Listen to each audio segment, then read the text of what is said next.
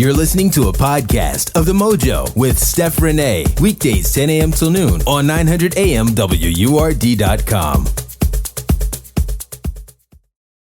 See where you are. And we're using that as an introduction to our next guest on today's program because this whole idea of seeing where you are often involves being able to capture images of times, of moments, of special things that are happening in the world around us or everyday things, but being able to look back on them and remember them and understand the significance of them in major ways. But before we get to that introduction, we want to say welcome back, Mike D.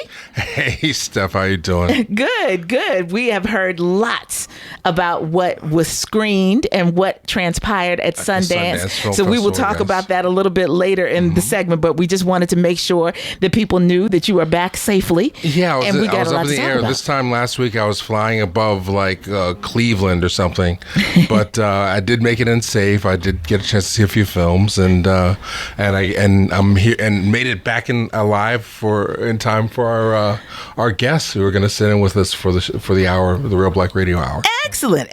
Well, as I mentioned, this whole idea of capturing these moments in time is fully encapsulated in the work of the Digital Diaspora Family Reunion. And joining us now in studio to let us know about this and your opportunity to learn from their expertise at Temple University tomorrow is founder Thomas Allen Harris and Chief Executive Officer Don Perry. Good morning, gentlemen. Good morning. Great to be here. Good morning. And so, Thomas, last time we talked to you, it was around this time last year, or maybe a little bit later. We were talking about your amazing documentary, Through a Lens Darkly, that talks about the role of Black photography. And so, that was inspiring. But this Digital Diaspora Family Reunion is something that means a lot to me personally, because I have, inadvertently become the family historian, entrusted with all of these pictures that lived in people's photo albums for years and years and years, even, relatives that passed away before I was born. So I'm seeing these images and learning about this in conjunction with the genealogy work that I've been doing. And you've been traveling the world, inviting people to bring these images to bear and tell these stories. And so give us an overview of how that's been working and what people are going to experience at Temple tomorrow. Well, we started this back in 2009, doing these live road shows. Initially, it was going to be an exclusively online repository for images.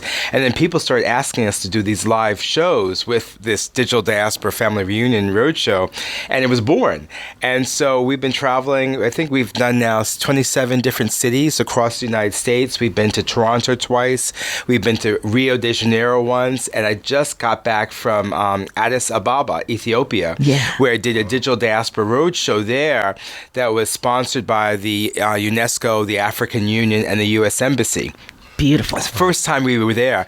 And so it's just been amazing to work with people around bringing forth their family narratives through their family photographs and really transforming our understanding of them from this kind of sentimental kind of appreciation to a more universal understanding of the value of this in terms of seeing our ancestors as historical agents. We learn about in history books the great men, usually white men, wealthy, politicians or industrialists who are, somehow constructed as being the historical agents. But it was actually us who were, our ancestors who were on the front lines of changing history, whether it was getting on a boat from the Caribbean to this country or retaining some kind of essence of themselves during the horrible slavery or the Great Migration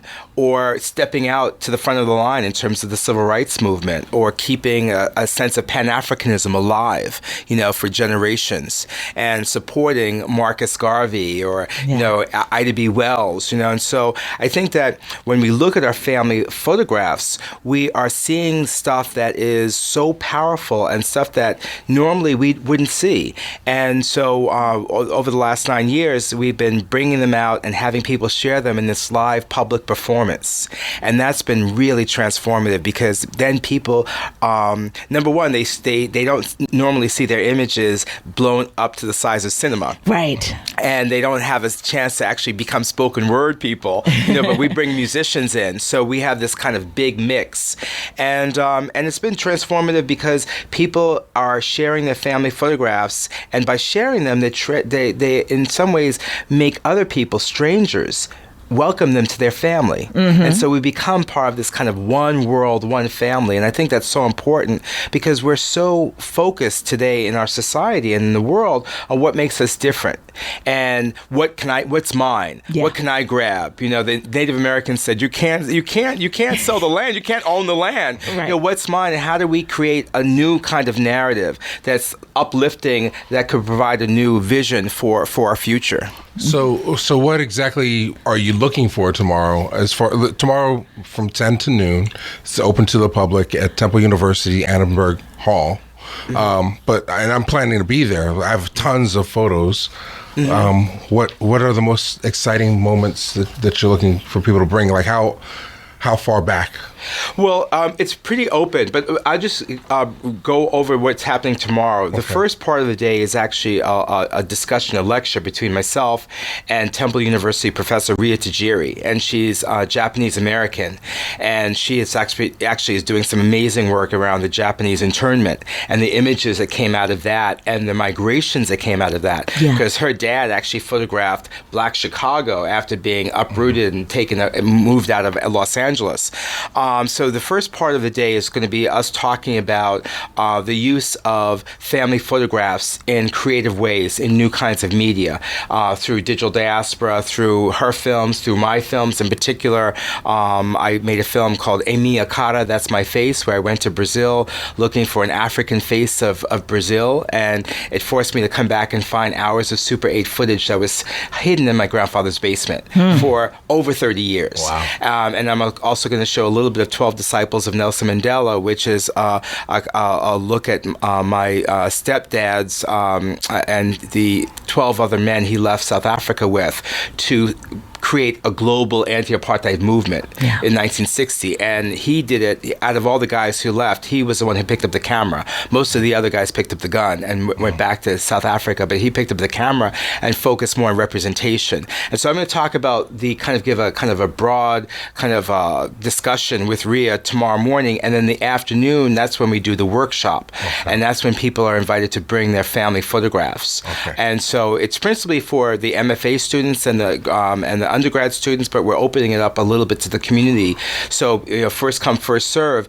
And basically, a lot of us have maybe trunk loads of images or boxes of images. How do we begin to scan those images? How do we begin to go in, Stephanie Renee was talking about, and begin to unpack that material and to be able to use it creatively, to be able to use it in terms of literature or of artist projects. Yeah. And so what we ask people to do is create maybe pick out between 10 and 15 images that somehow are united through a story. And it's through that story and the connective tissue that we're going to be focusing on.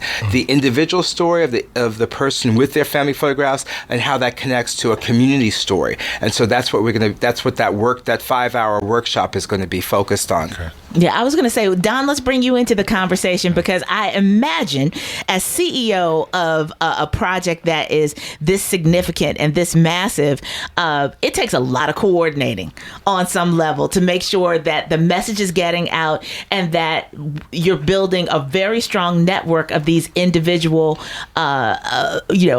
people who are emotionally invested and have great material in order to contribute to this larger idea. It's all about the coordination, because as you were saying, you have become the family historian in a way. And what has typically happened as we've done this project, people sit on these things and they think, well, nobody has any interest in them except the immediate family. But what Digital Diaspora is really doing is kind of creating a frame in which all of those stories can come out, because all of them are important. And they're important because whereas those images are very familiar to you or to the immediate members of your family, we haven't seen them. Yeah. And in the culture at large, we have been invisible. And it's when you look at these photographs and you begin to see this counter narrative to what the overarching culture has defined us by, that you really begin to understand the real value and import of what Digital Diaspora is trying to do. So the whole project is going to be scaling up massively. We've been prototyping, we've been testing, we've been going on the road and doing different kinds of events. And now, with the help of Ford Foundation, Wincoat Foundation here in Philadelphia, private funders, we were able to do a massive strategic planning process to help us identify how we can grow this into a truly mission-driven social enterprise that's self-sustaining.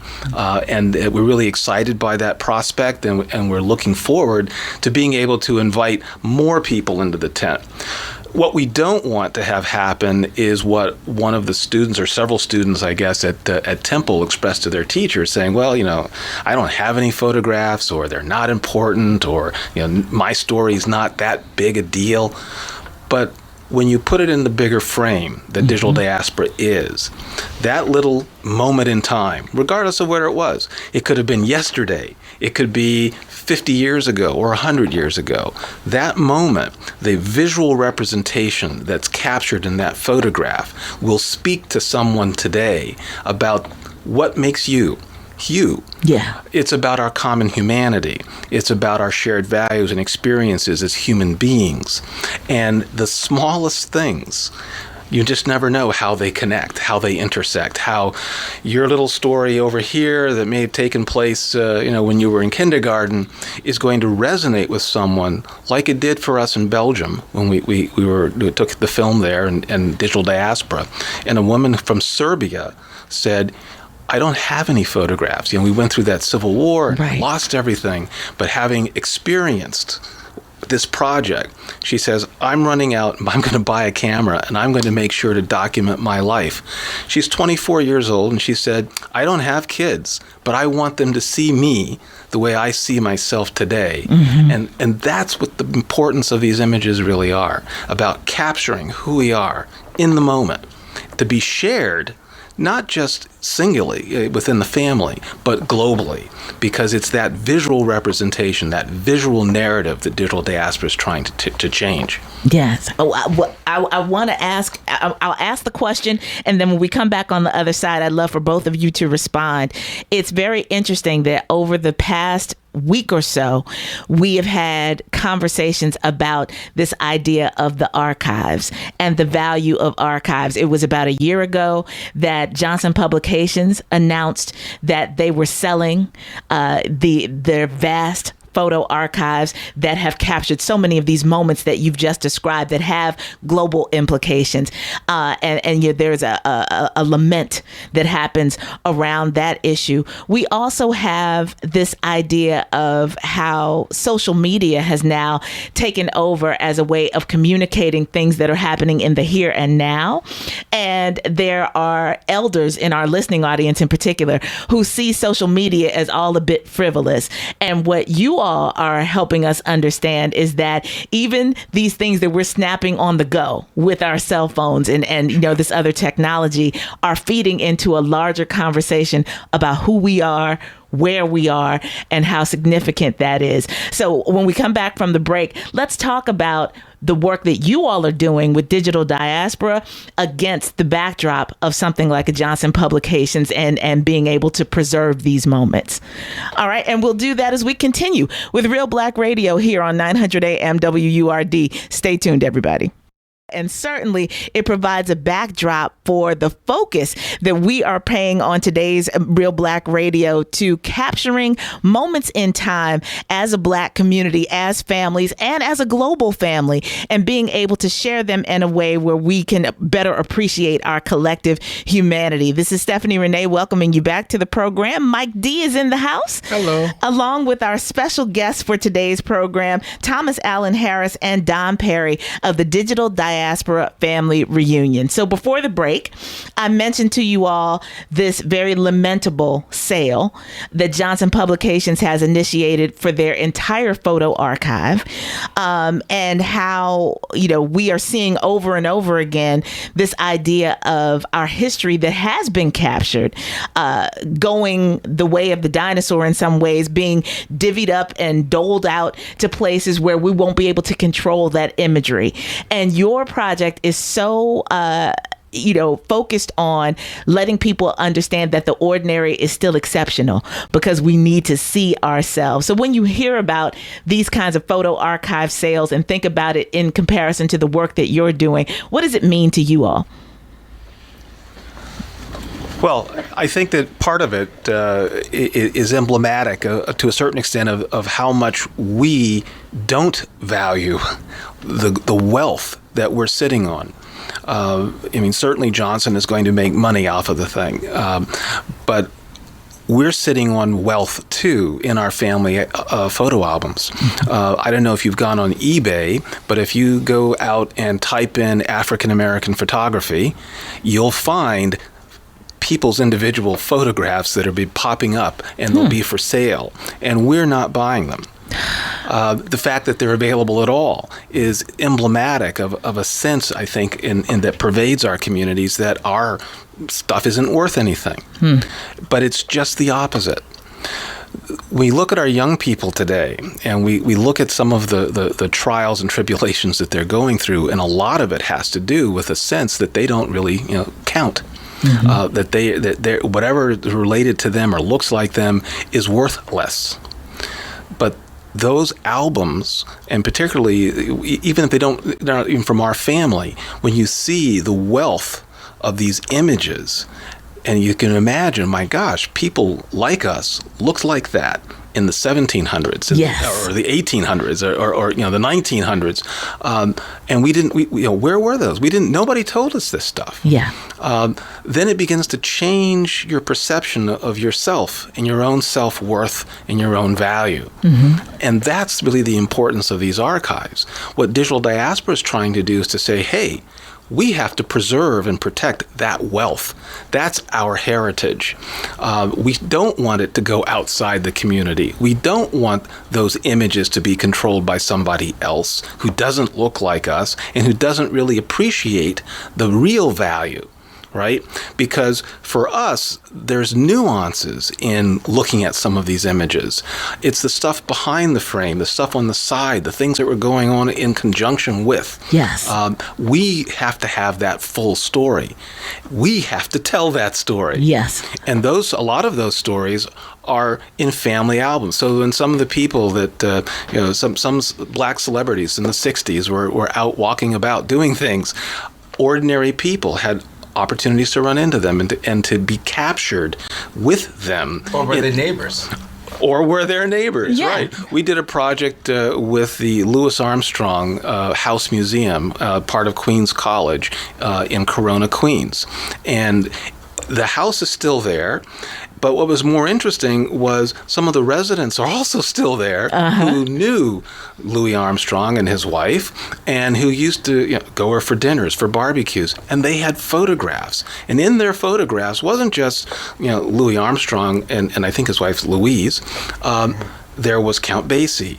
There were all the great jazz people and jazzmen. There was the Queens, exactly. who were their neighbors, who right. were coming to the barbecues. And so now we were able to see through those images, those family photographs, the crazy things that we all have in our family photo albums.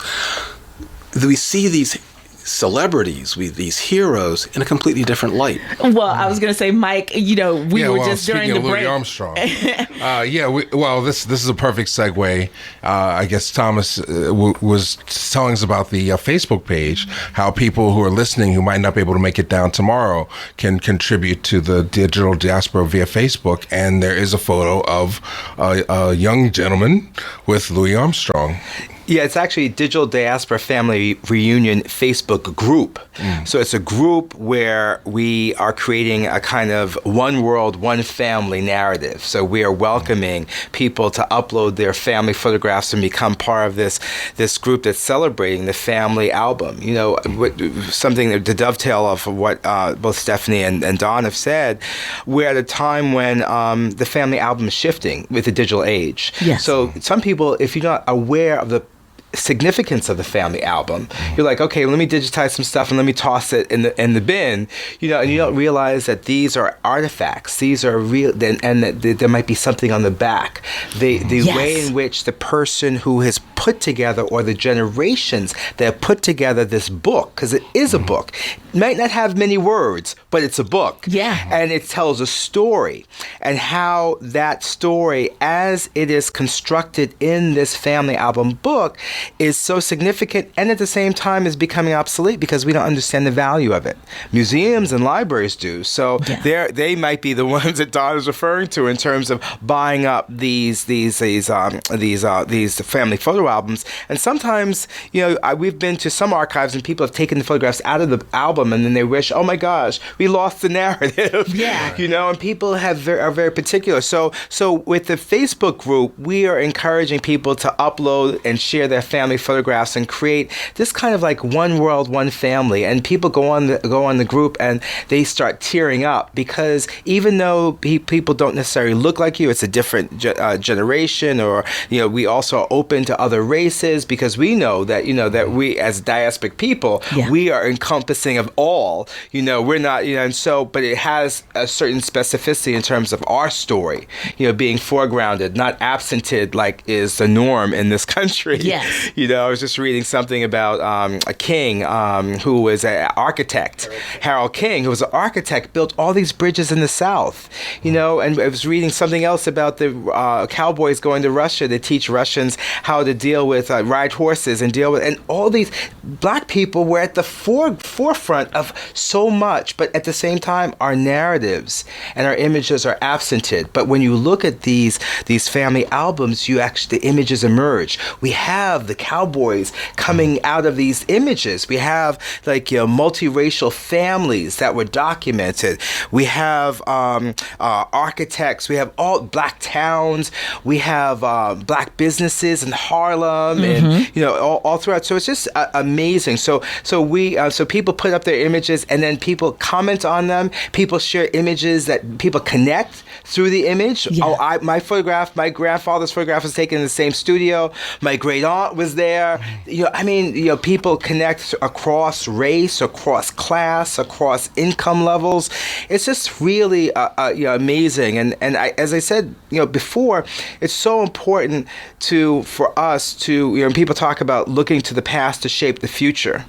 And for me, it really is about the vision that we can be, as Don mentioned, we can be this, that, and more. And we can also take leadership positions. We don't have to, wait for a vote. How can we be leaders in our communities in the way that our ancestors were? Because they had to be. That's the only way we're here today. And so for me, this Digital Diaspora project is so powerful, because it talks about the value that we have as ordinary people taking pictures of ourselves, documenting our story, and against a kind of a narrative of celebrity. We don't have to be famous to do it. But at the same time, with social media, we kind of become famous. Yeah. So and I also wanted to just also mention in terms of the Johnson publication, it's really important to think about work like Deborah Willis has done. Dr. Deborah Willis, who is a pioneer on African-American photographers, because a lot of the photographers who are part of the Johnson publication might not have gotten their due, or might not have made money off of that image because they were contractual, or their families don't make money. So just to have a sense of that these images were made by Black photographers who, had a very particular trajectory and very particular lens, award-winning Black photographers who also have these other archives that you could go and have access to and support, through filmmaking, through collecting, through buying their images. So it's really important for us to look at what we can do in terms of positive things, because they didn't own everything, Johnson Publications. So let's support the people who are the image makers, and let's also support visual literacy in our communities so we can support that next generation that's coming up of image makers. Yes, and that is a great way. Help us understand how a project like Digital Diaspora fits in a space where, one of the other recent announcements is that New York Public Libraries had an opportunity to go through and digitize hundreds of thousands of images that they've now made available in public domain. So people can learn about, even further and with a very multicultural, of course, because it's New York, lens as well, about this history in that capacity. There is a connectedness that Digital Diaspora creates, but it also needs to be self-sustaining, because being able to travel to all these cities and gather these images is not cheap.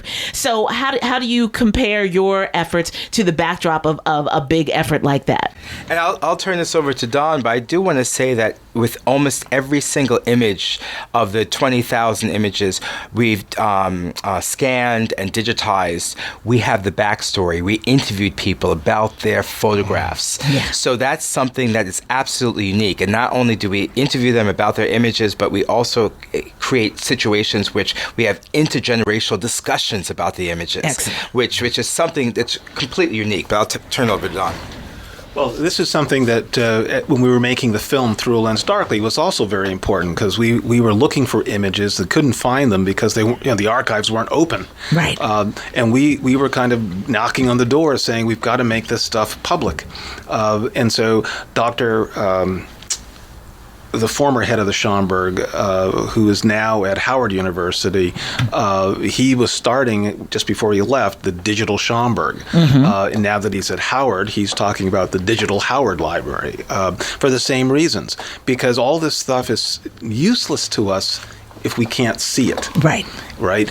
Scholars, if they're interested in that very narrow and particular subject matter, might happen upon something. But look at the reappraisal of American history, let alone global history, that's taking place, right? People are saying, well, we don't want all these dead white people. We want to see, the contributions of other folks. Well, where are those contributions? Right. They're in those images. Yes. So it's very important for us to digitize the images that we have and make them available. But here's the problem. I think we all remember Raiders of the Lost Ark, right? The last scene where we found the Ark, and it goes into a box, and they take the box and they stick it in the Library of Congress. Yeah. Well, there's a lot of images in the Library of Congress that are digitized, but who's going to go through that? So what Digital Diaspora is doing is making our archive searchable, making it accessible, making it so that, okay, I can get my arms around it now. It's not this overwhelming mass of images, because that's also part of the problem, part of the challenge in digitizing the mass of archives. We have to digitize stories, we have to create narrative so that people have a way to filter through it in order to make sense of it all.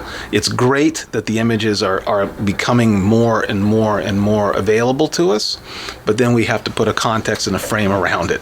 And I think that's part of the challenge for all the archives, as Don was mentioning. Someone at the Aperture Foundation was mentioning an archive in Toronto, which is buying up all kinds of images from all across the globe, but how do you? Why? What's the narrative in it? You know, and so I think that's really important. That narrative, as filmmakers, we bring that to bear, and so I think that this issue of images and telling our story.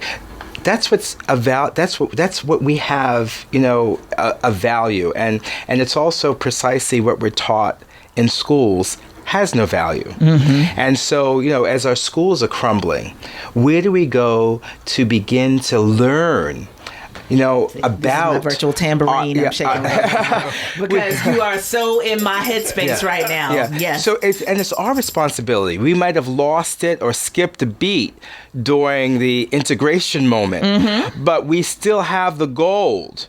And we have to understand that we have it. Otherwise, what happens to it? It ends up on eBay. Yes. And somebody else is making money. Mike D just showed me a whole bunch of like common images. Right. $10, $25. And nobody knows the story. It's just a pretty picture, but it has no context. Right. It's just floating out in cyberspace. But it's also rarefied because the culture is not used to seeing self-actualized African American people. Yeah. Whether they're working class, middle class, wealthy, we're not used to seeing those images across time, space, geography, internationally. Yes. We're not used, so they become rarefied, so that's why they can be sold. Oh wow, look at this curiosity, And so I think that's why it's so, how do we begin to turn and educate within our communities? And so for us, it's really, we want to spark a movement where, you have these satellites and people are doing this, using the materials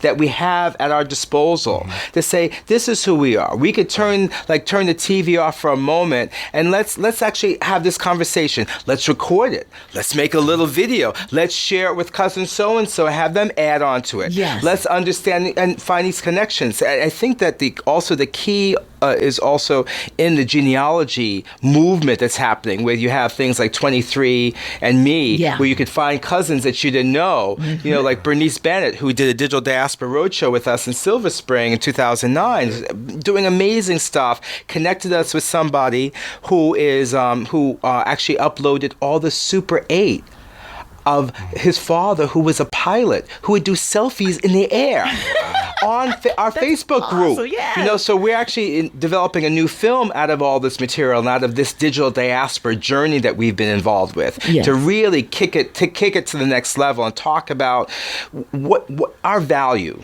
Yes, indeed. Well, we've got to take our final break of this hour. When we come back, clearly people they're hearing this, they're motivated, they want to participate. So we want to get information to them about what's happening at Temple tomorrow. And I want to definitely come back to this point that you're making about legacy and about being connected to people that we don't even know we're connected with in the grand scheme of things, and tie that into some of the stories that were also have jumped out to the forefront at Sundance because of this very same phenomenon. So we will conclude today's Reelblack Radio when we come back after this quick break. Stay tuned.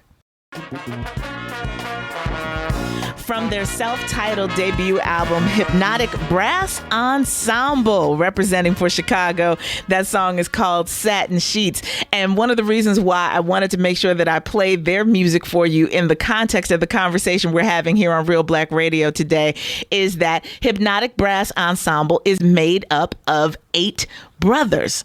They make music together. They learned their craft from their father. This was part of their life, their legacy. It's a great documentary. It's a wonderful documentary about them.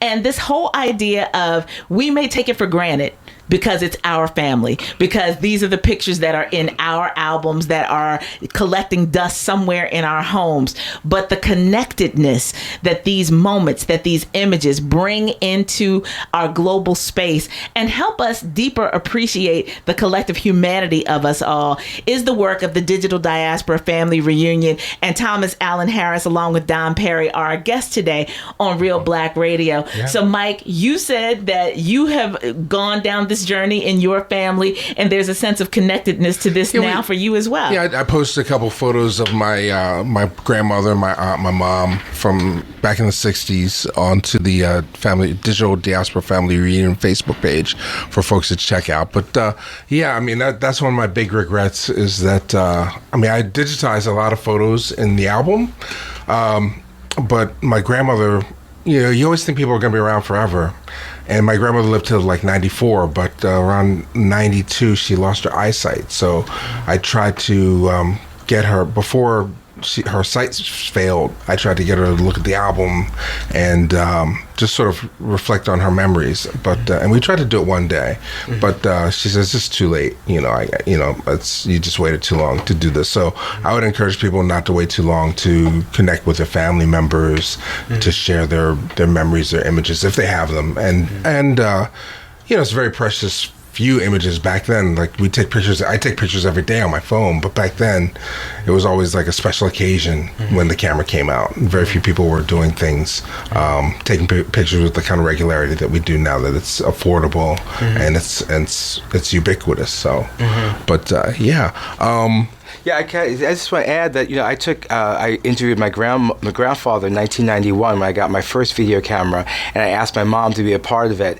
And now she actually wrote a book about his ancestors, because he only spoke about his ancestors. So we went back several generations, and I always meant to go back and interview him, really about his particular life and work. But he made sure he told about his grandparents and great grandparents, and so that actually became the foundation material that my mom made this fictional book around. Wow. Yeah. Can we stay there for a second, though? Because you truly do have a legacy of creativity in your family. You touched on it at the beginning of the program, just talking about sort of how this all came to be.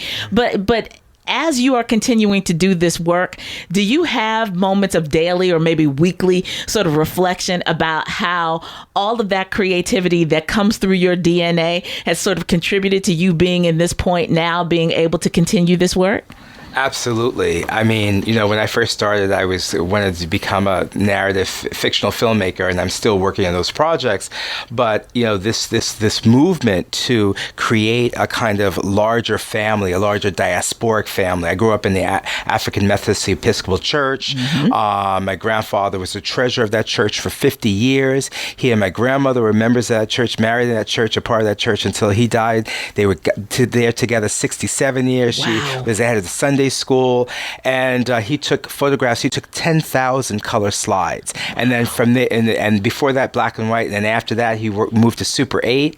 After that, he moved to video. He was also doing audio recordings, and so each time I've made a film, I don't know that I'm going back to that archive, but I've gone back and found, I can't tell you how many different things I found in that archive that have allowed me to tell my story and expand the idea of who I am, who we are, and to grow the family, whether it's to South Africa or Brazil or to black photographers across the country and across the world.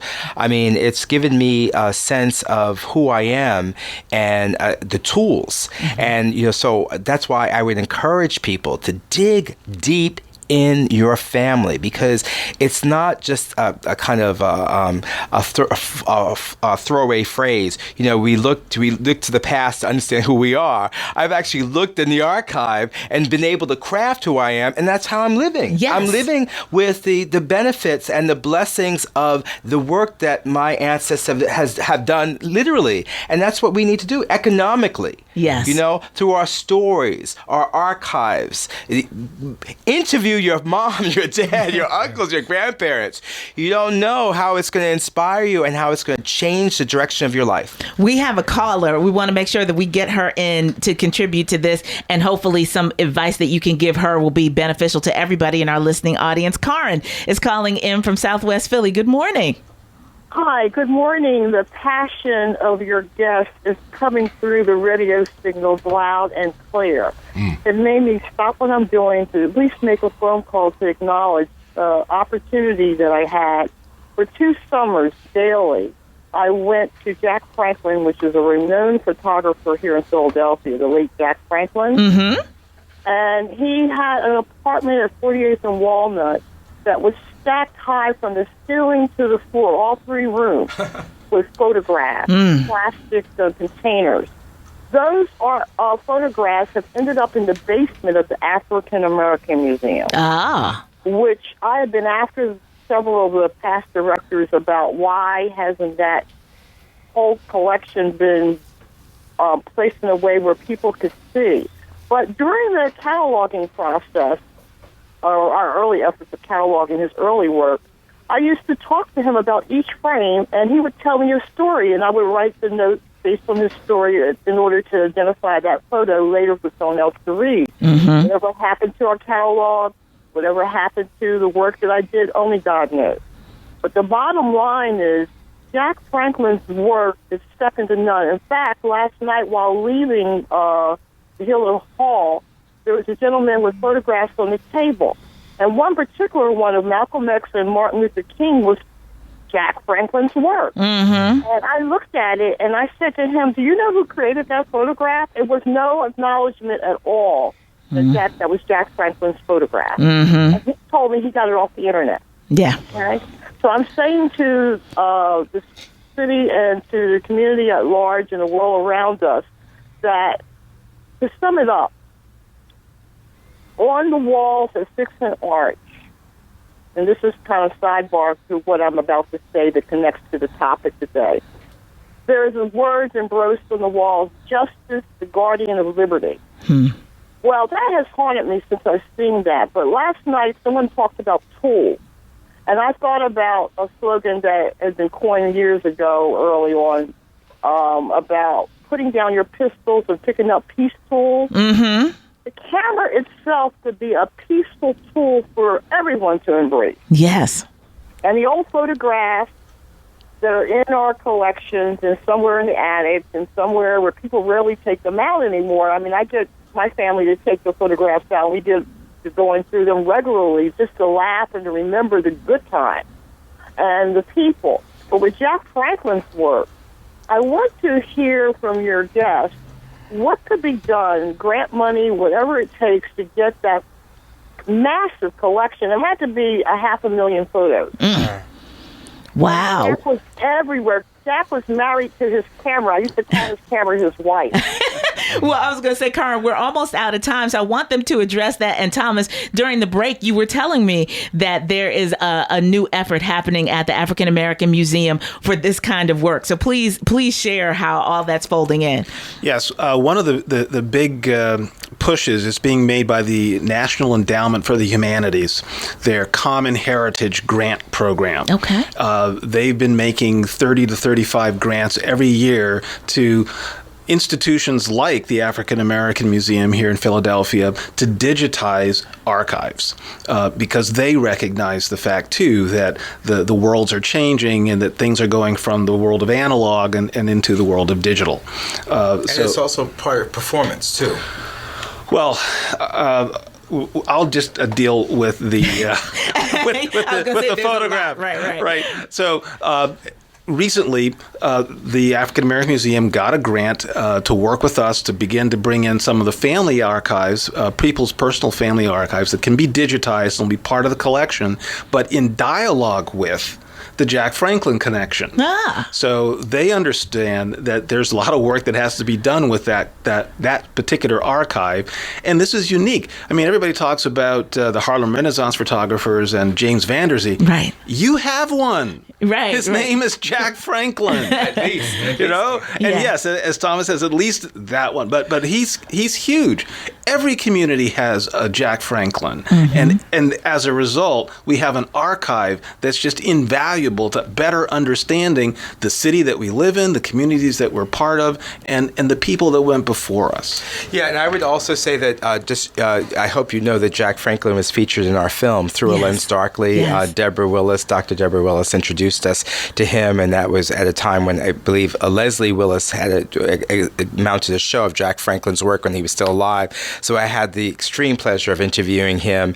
And I just also want to say that please listen out for when we do the show at the Roadshow, Digital Diaspora Family Reunion Roadshow at the African American Museum, because that's going to be really exciting. Part of the grant was focused on how to create performances around the archives. So the archives don't stay buried, but they become activated. And that's part of what that's the central aspect of Digital Diaspora Family Reunion.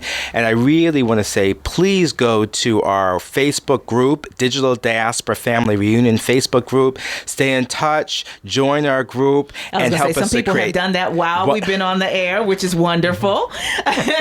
And we will make sure that we reiterate this information about tomorrow's workshops, because it is a 1-2 punch, right? You want people to come, hear the lecture from 10 to 12, and then that allows people from the general community, not just Temple students, to attend the second workshop where you're teaching people how to begin this process with their archives. Exactly. It's going to be a interactive lecture with a lot of different clips from various films from my films all over the world. Yeah. Right. But I know we got to go, but Through a Lens Darkly is on Netflix now. So if you're coming tomorrow, check it out on Netflix tonight, so that you're prepared to ask questions. Yeah, it's on Netflix and it's also on iTunes. Yes. And so you all, I posted pictures to the group. I'm committed to figuring out a way where WURD can partner with this ongoing effort with the AfricanAmerican Museum and expand our audience's awareness of how to make this happen, because we've got too many pictures languishing someplace that need to be activated, as you have said. And I know that's resonating with people in the listening audience today. We're going to help facilitate that. I promise you that. That will be a mission for 2016. Thank you, Stephanie Renee. Thank you. Absolutely. It's been great. Clearly, we could do this for another hour. I do also want to let you know that Hank Willis Thomas is going to be on with me in the next hour to talk about a project that he's doing in South Kensington, just basically over the ridge here. So this conversation about photography and our living history in the city of Philadelphia will be going throughout the rest of the program. Wonderful. Hank was part of Through a Lens Darkly, one of the featured photographers, and we've worked together, so that's very exciting. Yes, indeed. So thank you so much for your time, Thomas and Don and Mike. Yeah. We will get the Sundance rundown next week. And Gerald Butters will call in as well. He's got a book from Superfly to Shafter that we'll talk about next week as well. Wonderful. Well, ladies and gentlemen, as you can hear, this whole conversation about arts, activism, awareness, how we are building a global family. And I love Karen suggesting that cameras are peace tools, and how that factors into more of us coming together to share the stories behind this visual artistry that we love. We will be continuing in our next hour. You've been listening to a podcast of The Mojo with Steph Renee. Weekdays, 10 a.m. till noon. Follow us on your favorite social media like Instagram, Facebook, and Twitter for up-to-the-minute information at 900 AM WURD.